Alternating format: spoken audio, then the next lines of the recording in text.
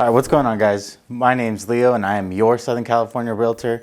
And in today's video, I'm gonna be walking you guys through my first transaction from start to closing. So stay tuned.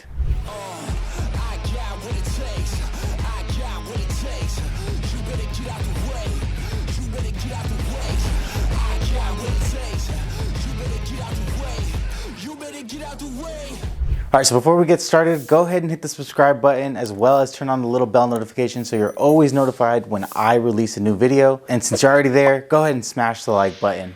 All right, so let's go ahead and talk about how I got my first deal and how it came to be and how it all started. So first off, it's true when a lot of real estate agents tell you to work your sphere of influence or the people that you already know, because this is where my first deal came from.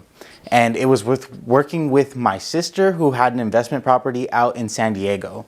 And really it all just started with her asking for me to run a few comparables to see what the price points for her property currently was at. I first initially looked, comps were all over the place. You had comps in the low 500s all the way up to the mid 800s. So really it was having to pick and choose which ones were most like hers in order to get an accurate price. After weeding out the ones that were super way out of price range, we determined that the price of the home was anywhere from $640 all the way up to about $680. I relayed this information to her, which then led to a later conversation of that was a number that she wanted. She was actually looking to get for her property. So from there, she told me, let's go ahead and put the property on the market and see what kind of interest we get out of it. From there, we decided and determined that the best price for her to put on this property was $645,000. And why we decided this was the right price was because she initially wanted to refinance the property, so she had to get an appraisal done on the property, which led us to the price of $645,000. But her refinance didn't go through, which then later also more pushed her to want to sell the property. So once we got the property on the market at $645,000, we waited 30 days before actually putting the home on the market. So we got the contract and everything signed at the beginning of April and didn't go on the market till the end of April. As for how we started marketing it is we started reaching out to investors before we even put it on the MLS. And with doing this, we ended up finding a few people that were interested in the property, but they didn't see the potential in the property because they were more of a development company and they wanted to create more units on the property, which just wasn't possible for this specific property type.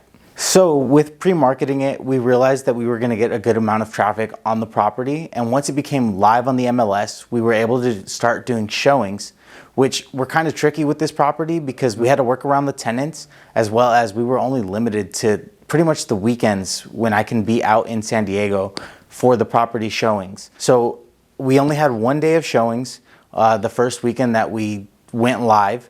And with that, we had over 15 people interested or ready to come look at the property. And when I say that they're interested, they had to show proof of funds, their DU approval, and give us their PED form to make sure that they were ready, willing, and able buyers for the property. Once we sat down and had all of our offers on the table, we laid them all out for the seller, which again was my sister, and we told her which offers looked best in our eyes and which ones she should consider versus the other ones. And in today's market, I don't know if you guys know, I hope you guys do, especially if you're real estate agents, but you know cash and conventional are king. If you see FHA or VA, those loans right now aren't really getting accepted because there are more limitations to those loans. We presented all offers as we are meant to do, but we also give a little recommendation on what we should do from then on. The offers that we got, first we got one offer which was crazy over asking price. It was $130,000 over our asking price. So they came in at $770,000. They were an FHA loan and they were just hoping that the house would appraise for $770,000.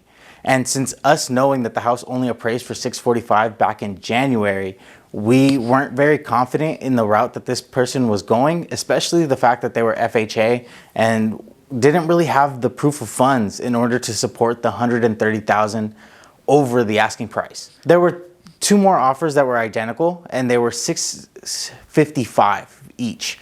and one came back and said that they would actually go ahead and raise their price to $660. And then we had another full price offer at $645 at the end of the day. So in one weekend and 10 showings, we got 4 offers. And when showing the offers to the seller, we decided or determined the best option was for her to go with a $660 offer, and we can go through all the negotiations from there and on into escrow. Once we got this buyer under contract and we were going through all the inspections, appraisals, and everything needed to get the house sold, we came up with a few things that were very unexpected to the seller and myself. And that was being that there was still termite damage, even though the whole property had been tented back in 2018.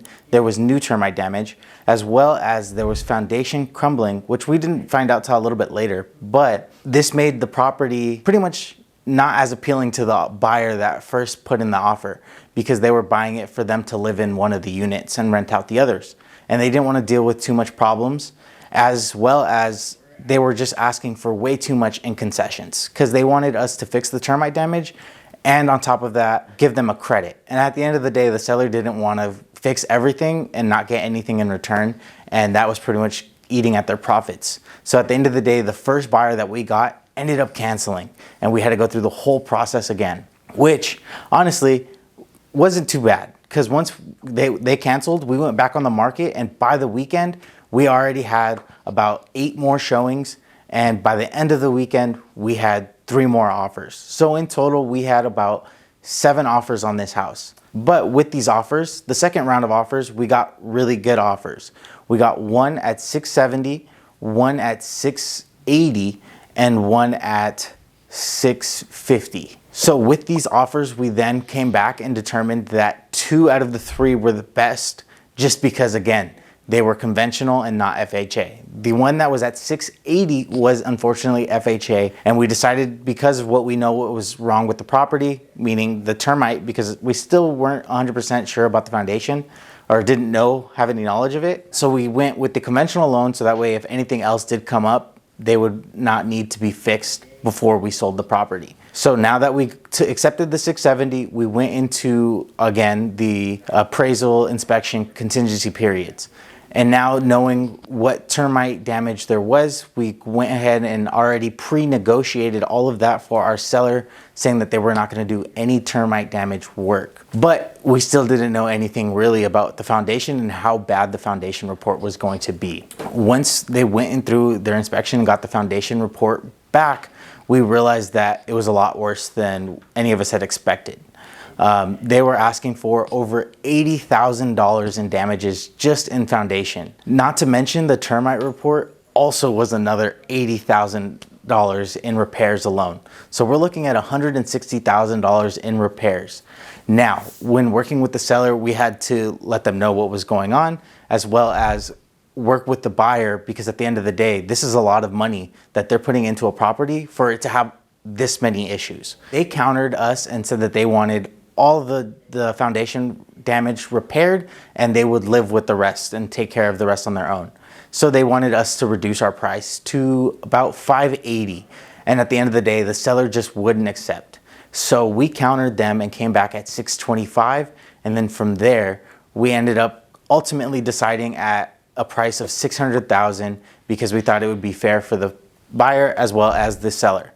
At the end of the day, we don't make the decision. The seller decides what they would accept and what they're willing to accept. And this is what she came down to deciding worked out best for her. So we ended up going through a pretty smooth transaction. Otherwise, besides the foundation report and termite report coming back so high in damages, it was very smooth. We ended up closing in about 27 days, and we walked away with a happy seller as well as a happy buyer at the end of the day. And at the end of the sale, I ended up taking away just under $11,000 from my commission alone, after splits and everything like that. What's next for me is pretty much getting back out there, prospecting. This past week, me and 2 other people here at the office had a door knocking challenge, and we challenged each other to hit 1,000 doors. So if you guys are interested in hearing more about what's to come, stay tuned and go ahead and hit the subscribe button down below, because I'll be giving you guys or I'll be sharing my journey along the way with you guys. So once a week, you'll be seeing a video from me. Come back every Wednesday if you guys are interested in following my journey. Thank you very much.